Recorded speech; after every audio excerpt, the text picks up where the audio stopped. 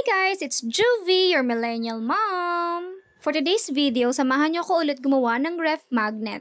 Order nga pala to ng pinsan ko sa Las Piñas para sa first birthday ng anak niya. Wala lang, shinare ko lang kasi nakakatuwa. Ang layo ko na sa kanila pero umu-order pa rin sila sa akin. So going back sa tutorial, pagka-print ko ng layout ko sa Coaf photo sticker, inilagyan ko na rin siya ng phototop.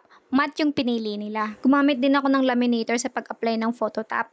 Ang setup niya is cold laminate lang para mas maganda yung lapat ng phototop. Tapos, after ko malagyan ng phototop at malaminate lahat is tsaka ko siya gugupitin sa gitna. Kailangan talaga siya gupitin sa gitna para magkasya siya doon sa die cutter. O tapos may beanie. Charot. Kasi may extra space. Tapos yung anak ko gusto daw niya ng beanie sticker. Kaya ayun, nautusan tayo. And then, pwede na siyang ikat ng die cutter. PVC die cutter ang tawag dito. And Coaf ang brand niya. Naka-standard ang size nito para sa mga business card, ATM, IDs, ganon. Kaya kung magbe-business ka ng mga gantong ref magnet, mas maganda talaga kung mag-invest tayo sa PVC die cutter. Pero kung wala ka pang invest, okay lang naman ng manual cutting lang. Gamit ka lang ng gunting. Katapos ko pala i-cut yung sticker is dito naman tayo sa magnetic sheet. Dahil A4 size yung magnetic sheet ko, kailangan ko rin siyang gupitin sa gitna para makat ko siya sa PVC die cutter ko.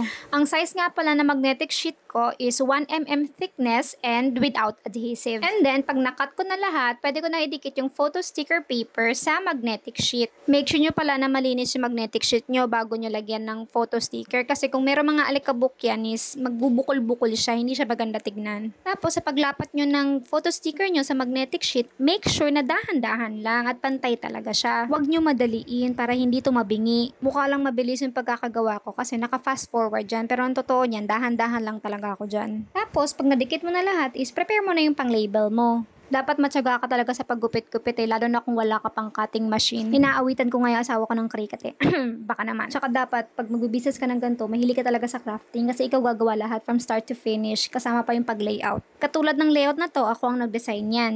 Walang template yan, ako mismo gumawa niyan. Pero kung hindi ka masyadong marunong mag-design, tapos wala kang time mag-design, pwede kang bumili sa mga nagbebenta ng template. Kagaya ko, nagbebenta po ako ng template. Tapos pag okay na lahat, pwede na siyang ibalot. Ilagay mo siya sa OPP plastic with adhesive, may bibili niya na ATM card size na. Tapos, lagay mo na yung label na ginawa mo. Tapos na. O, diba? Ang cute-cute ni Atasha dyan. Pamangkin ko yan. Ayun lang for today's video. Sana nakatulong sa inyo. Huwag kalimutang mag-like, share, follow. Bye!